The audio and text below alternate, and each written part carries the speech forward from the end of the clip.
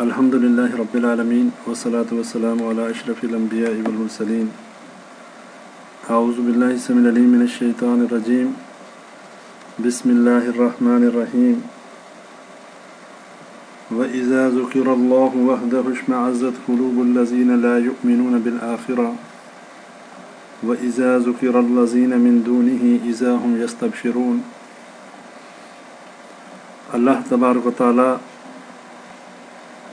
قرآن میں فرماتا ہے کہ جب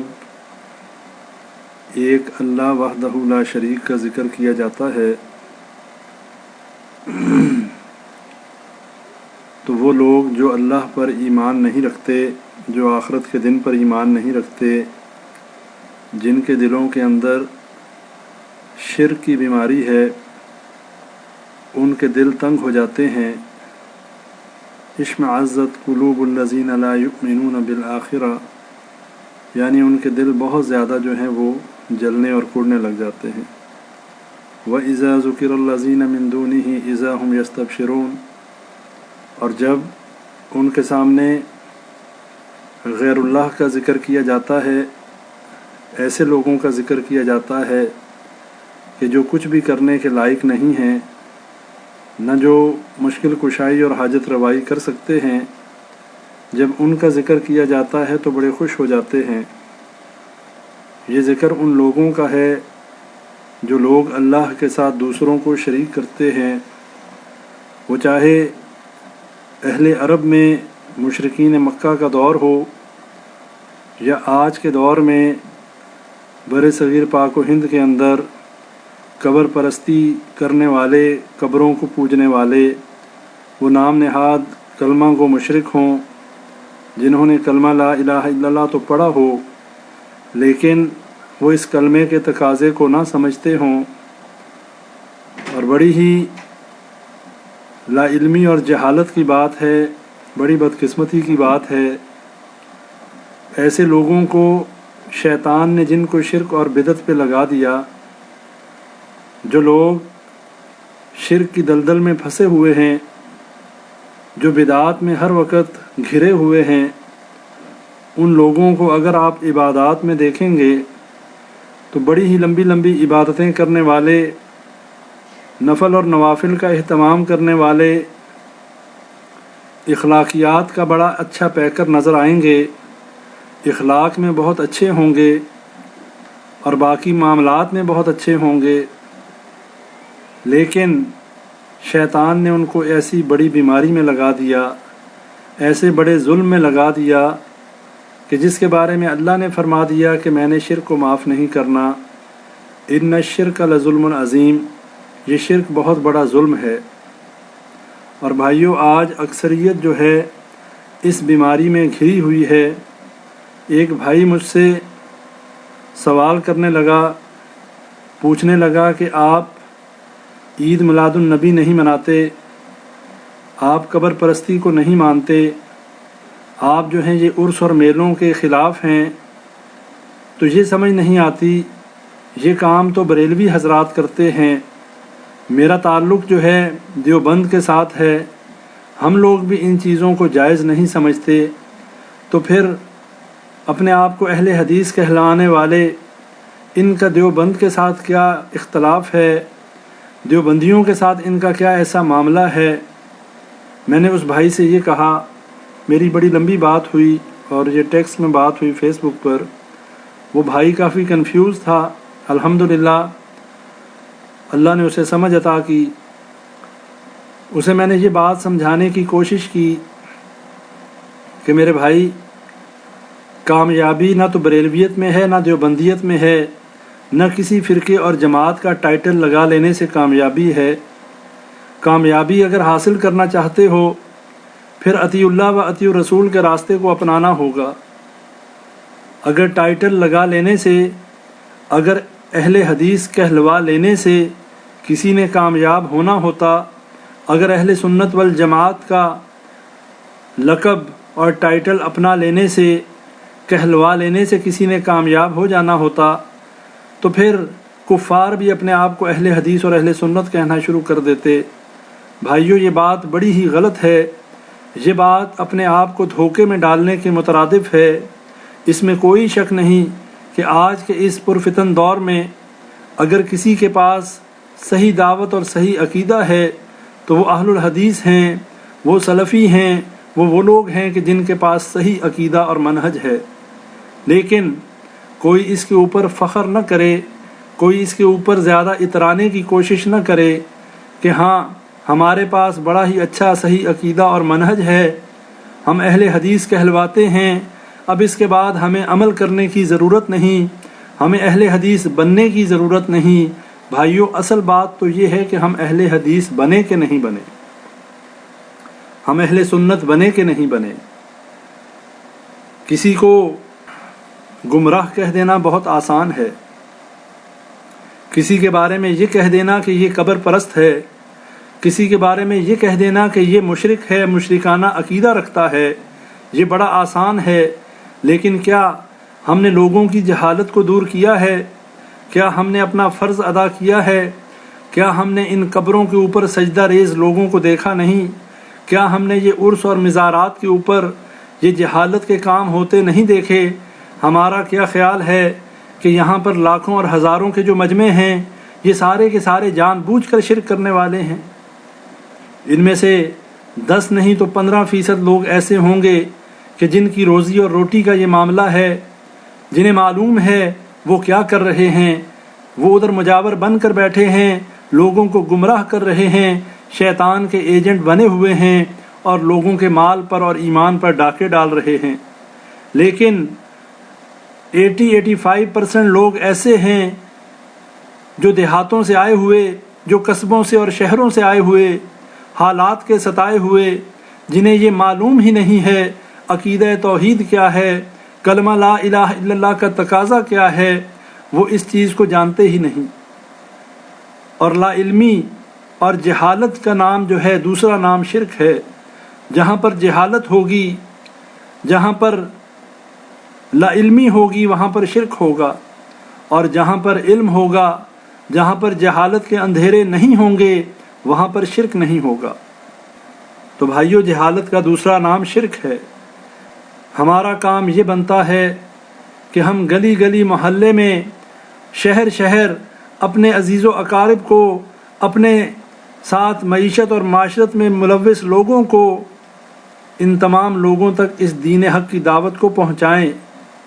ہم لوگ صرف اس بات پر مطمئن ہو گئے کہ ہمارے پاس عقیدہ توحید ہے۔ بھائیو، یہ سوال ہم سے اللہ نے کرنا ہے کہ جب تمہیں صحیح عقیدے کا پتہ تھا، جب تمہیں یہ بات معلوم تھی کہ علی حجویری کے دربار پر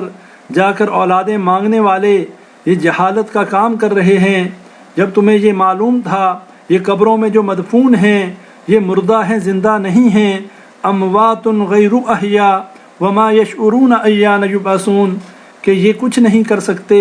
یہ مردہ ہیں، یہ زندہ نہیں ہیں، انہیں تو یہ بھی شعور نہیں کہ اٹھائے کب جائیں گے۔ جب تمہیں اس بات کا معلوم تھا، تم نے اس دعوت کو کتنا عام کیا، تم نے لوگوں کی جہالت کو کتنا دور کیا۔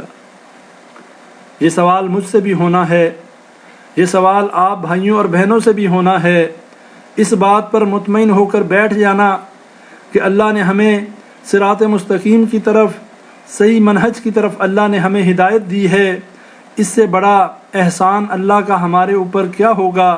کہ اللہ نے ہمیں شرک کے اندھیروں سے نکال کر، اللہ نے ہمیں بدعات سے نکال کر ایک ایسا سیدھا راستہ، وَأَنَّ هَذَا صِرَاطِي مُسْتَقِيمًا فَاتَّبِعُوهُ وَلَا تَتَّبِعُوا السُّبُلَ، یہ وہ راستہ ہے، یہ وہ راستہ ہے کہ جس کے بارے میں نبی صلی اللہ علیہ وسلم نے فرمایا تھا کہ یہ میرا راستہ ہے، یہ صراط مستقیم ہے، اس پر چلنا، اسے چھوڑ کر دوسرے راستوں پر نہ چلنا، ورنہ صراط مستقیم کو کھو دو گے۔ ایک مسلمان کا حق دوسرے مسلمان پر یہ بھی ہے کہ وہ اپنے مسلمان بھائی کے لیے وہی پسند کرے جو اپنے لیے پسند کرتا ہے۔ ہم کیسے مسلمان ہیں، اپنے لیے جنت کی نعمتیں پسند کرتے ہیں، اپنے مسلمان بھائیوں کے لیے جہنم کی آگ کو پسند کیے ہوئے ہیں۔ یہ بات سوچنے کی ہے، اس پہ فکر کرنے کی بات ہے۔ اہل حدیث بن جانا، اہل حدیث کہلوا لینا، اہل حدیثوں کے گھر میں پیدا ہو جانا، یہ کوئی فخر کی بات اور کامیابی کی ضمانت نہیں ہے۔ بالکل ویسے ہی جیسے مسلمانوں کے گھروں میں پیدا ہو جانا جنت کی ضمانت نہیں ہے، مسلمانوں کے گھروں میں پیدا ہو جانا، لا الہ الا اللہ کا اقرار کر لینا انسان کو جنت میں نہیں لے جا سکتا۔ کب تک؟ جب تک اس کلمے کے مفہوم کو سمجھ نہ لے اور اس کلمے کے تقاضوں کو پورا کرتا ہوا دل سے اس کی تصدیق نہ کر دے، اقرار باللسان نہ ہو جائے، تصدیق بالقلب نہ ہو، عمل بالجوارح نہ ہو۔ جب تک یہ تین شرائط نہ پائی جائیں انسان جو ہے جنت کا حقدار نہیں بن سکتا۔ اگر زبان سے اقرار کر لیا، دل سے تصدیق نہیں کی، تب بھی جنت میں نہیں جا سکتا۔ دل سے مان لیا، زبان سے اقرار نہ کیا تو ابو طالب کی طرح نبی صلی اللہ علیہ وسلم کا سگا چچا تھا، دل سے مانتا تھا کہ یہ دین سچا ہے، میرا بھتیجا جو ہے دین حنیف کو لے کر آیا، اس کی باتیں سچی ہیں، لیکن زبان سے اقرار نہ کیا، جنت کا وارث نہ بن سکا۔ بھائیو، یہ تین شرائط جب تک پوری نہ ہو جائیں، اقرار باللسان نہ ہو جائے، تصدیق بالقلب نہ ہو جائے، اور اس کے ساتھ ہمارے اعمال اس بات کی ضمانت نہ دیں، ہمارے قول و فعل کا تضاد جو ہے وہ ختم ہو جائے، ہمارے قول و فعل کے اندر کوئی تضاد نہ پایا جائے، ہمارا عمل جو ہے ہمارے قول سے مطابقت رکھے، انشاءاللہ کامیاب ہیں۔ اور کوئی بھی یہ بات ذہن میں نہ رکھے کہ مسلمانوں کے گھروں میں پیدا ہو جانا،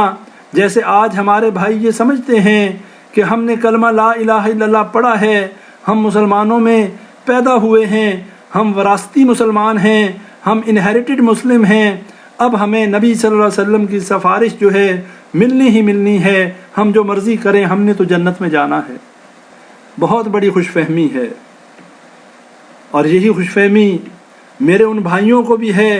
کہ جن کو اللہ نے صحیح منہج اور صحیح راستہ، صحیح جماعت میں جن کو شمار کر دیا، جن کو اللہ نے صراط مستقیم کی طرف ہدایت دے دی، انہوں نے بھی شاید یہی خیال کر لیا کہ اب ہم اہل حدیث بن چکے ہیں، اب ہم اپنے آپ کو اہل حدیثوں میں رجسٹر کروا چکے ہیں، اب اس کے بعد ہم جو مرضی کریں،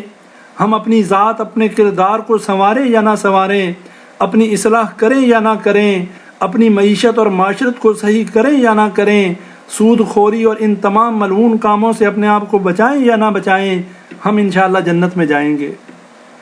بھائیو، ایسی بات نہیں ہے۔ آج فرقہ واریت کے اس دور میں یہ بات اپنے ذہنوں میں بٹھا لیں۔ ہو سکتا ہے میرے بھائی میری بات سے اختلاف کریں، لیکن میں ایک بات جو میں سمجھتا ہوں، جو میرا ناقص علم، میری کم علمی جو مجھے بتاتی ہے، وہ یہی ہے، قیامت کے دن کسی سے یہ سوال نہیں ہوگا کہ تو بریلوی ہے، تو دیوبندی ہے، تو نقش بندی ہے، تو سہر وردی ہے، تو اہل حدیث ہے، تو کیا ہے۔ وہاں تو یہ پوچھا جائے گا کہ تیرا عمل کیا ہے، کون سا عمل لے کر آیا ہے۔ قبر میں جو سوال ہونے ہیں ان میں 3 سوال ہیں، ان میں رب کے بارے میں پوچھا جائے گا، ان سوالوں میں نبی کے بارے میں پوچھا جائے گا، اور ان سوالوں میں دین کے بارے میں پوچھا جائے گا، دین کون سا ہے۔ من ربک، من نبیک، ما دینک، یہ 3 سوال ہیں۔ اب جس شخص نے اپنے ساتھ جتنے مرضی سابقے اور لاحقے لگا لے، جتنی مرضی وردیاں اور بغیر وردیوں کے ٹائٹل لگا لے، اگر اس کی زندگی کتاب اللہ اور سنت رسول اللہ پر گزری ہے، اگر شرک کے قریب نہیں گیا، ان الشرک لظلم عظیم، اس سب سے بڑے ظلم سے اپنے آپ کو اس نے بچایا ہے،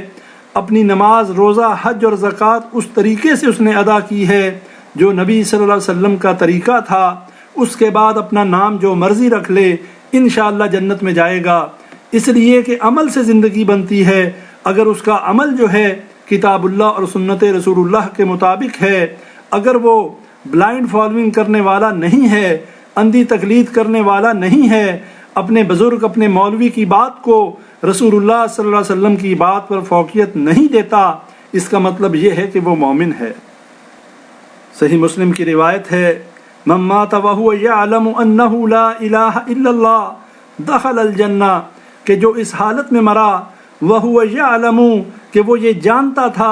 انه لا الہ الا اللہ، کہ اللہ کے علاوہ اس کا کوئی معبود، کوئی مشکل کشا، کوئی حاجت روا کوئی نہیں ہے، دخل الجنہ، وہ جنت میں داخل ہوا۔ اور اسی طرح صحیح بخاری کی روایت اسی کے برعکس کہ جو شخص ایسی حالت میں مرا کہ علی حجویری کو مشکل کشا کہتا رہا، بری امام سے اولادیں مانگتا رہا، مشکلوں کو حل کروانے کے لیے ہر قبر اور ہر ڈھیری کے آگے ڈھیر ہوتا رہا، جہاں کوئی ڈھیری دیکھی وہیں پر سر بسجود ہو گیا، ایسا شخص ایسی حالت میں اگر مر گیا جہنم میں جائے گا۔ کہنے والا کون ہے؟ کہنے والی ذات وہ ہے کہ جن کی زبان سے حق کے علاوہ کچھ نہیں نکلتا۔ نبی صلی اللہ علیہ وسلم نے فرمایا من مات وهو يدعو من دون اللہ ندا دخل النار، کہ جو ایسی حالت میں مرا کہ وہ غیر اللہ کو پکارنے والا تھا، یا علی مدد کے نعرے لگانے والا تھا، یا رسول اللہ مدد کے نعرے لگانے والا تھا، یا غوث کے نعرے لگاتا تھا اور ان کو مشکل کشا سمجھتا تھا، ان کو کرنی والا اور بھرنی والا سمجھتا تھا، نبی صلی اللہ علیہ وسلم نے فرمایا دخل النار، وہ جہنم میں داخل ہوا۔ اور بات یہاں پر ختم نہیں ہوتی، یہ ایسا بڑا جرم ہے جس کو آج کوئی جرم سمجھنے کے لیے تیار ہی نہیں۔ سر عام قبر پرستی ہو رہی ہے، سر عام پیر پرستی ہو رہی ہے، اپنے ہی جیسے بندوں کو سجدے کیے جا رہے ہیں۔ اللہ قرآن میں کہہ رہا ہے ان الذین تدعون من دون اللہ عباد امثالکم، کہ وہ لوگ جو اللہ کے علاوہ دوسروں کو پکارتے ہیں، جو دوسروں سے حاجت روائی اور مشکل کشائی کے دعوے کرتے ہیں،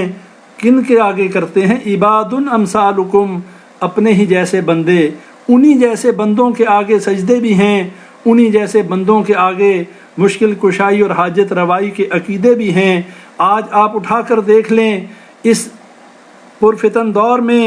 آج لوگ اپنے آپ کو سجدے کروا رہے ہیں۔ ایسے لوگ آپ کو جگہ جگہ نظر آئیں گے جو زمین کے اوپر خدا بن کر بیٹھے ہوئے ہیں اور جن کو ذرا بھی اللہ کا خوف نہیں آتا،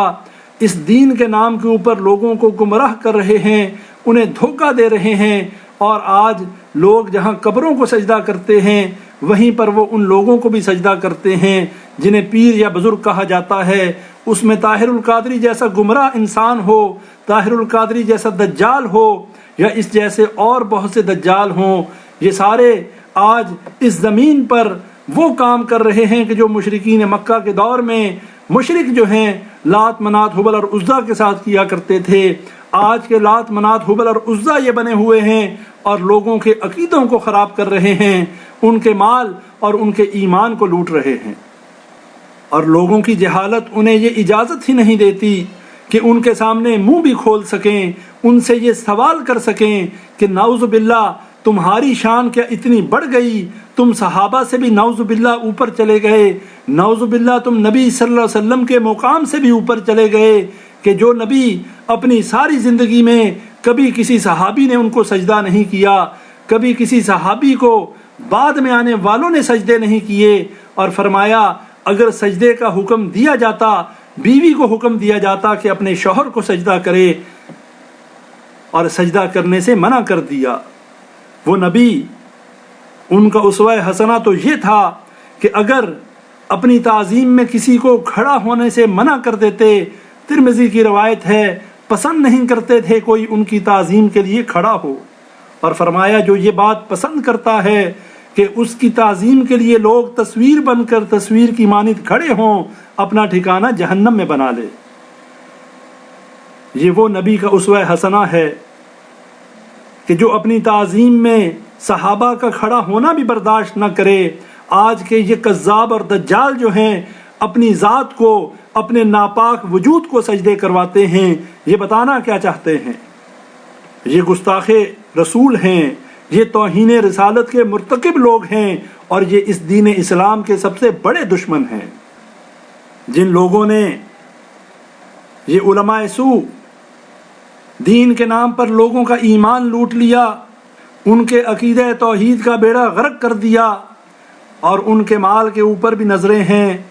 اور ان کا مال لوٹنے کے لیے ان کے ایمان کو لوٹتے جا رہے ہیں۔ اللہ تعالیٰ نے نبی صلی اللہ علیہ وسلم کو قرآن میں یہ بات فرما دی، لَإِنْ أَشْرَكْتَ لَيَحْبَطَنَّ عَمَلُكَ وَلَتَكُونَنَّ مِنَ الْخَاسِرِينَ، کہ اے نبی اگر آپ نے بھی شرک کیا، لَيَحْبَطَنَّ عَمَلُكَ،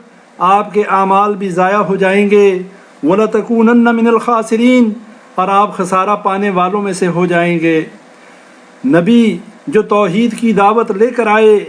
جو لوگوں کو شرک کے اندھیرے سے نکال کر صراط مستقیم کی طرف لگانے کے لیے آئے،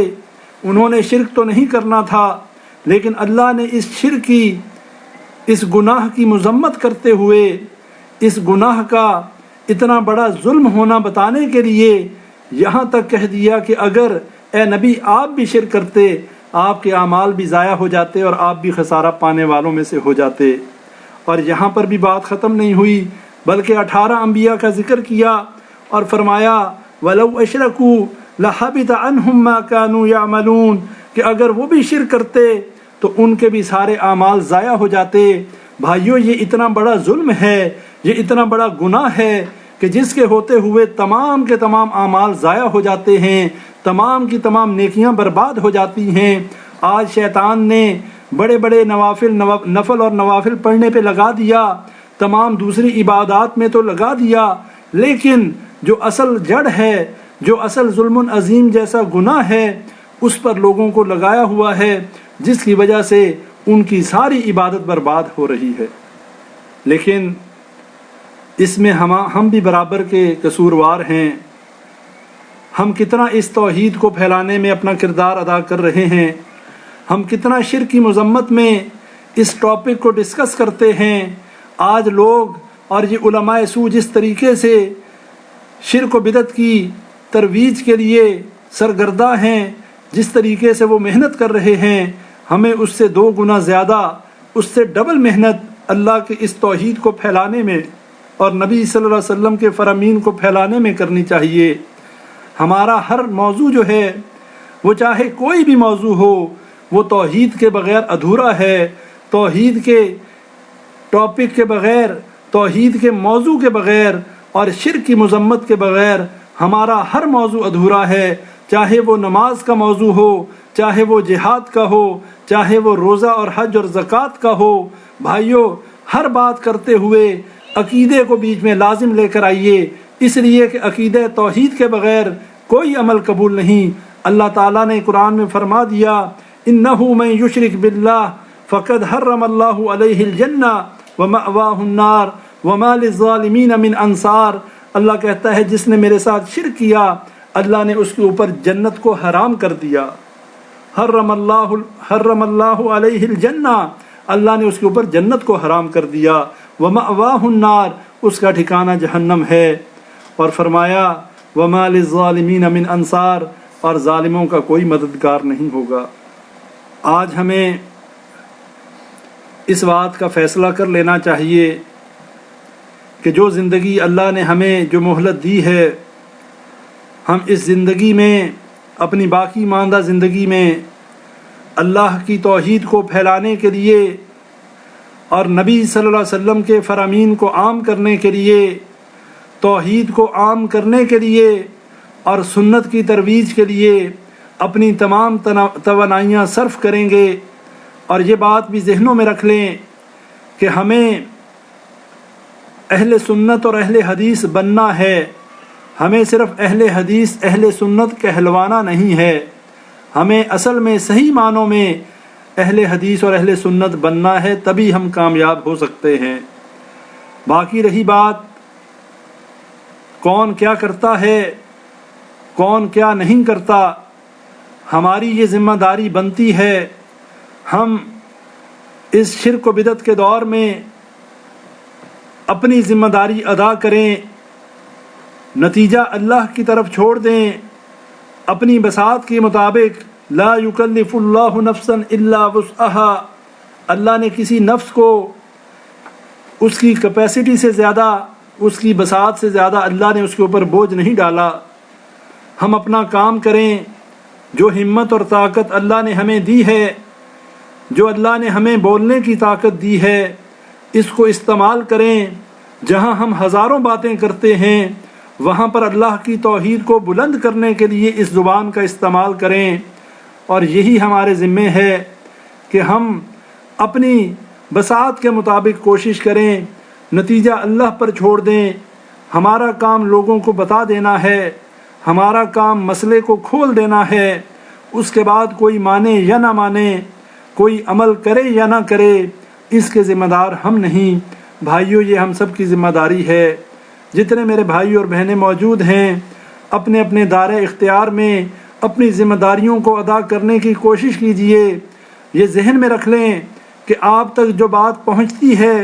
اگر اسے آپ آگے نہیں پہنچاتے، کل اللہ نے آپ سے یہ پوچھنا ہے کہ یہ مسئلہ تم تک پہنچ گیا، میرے قرآن اور میرے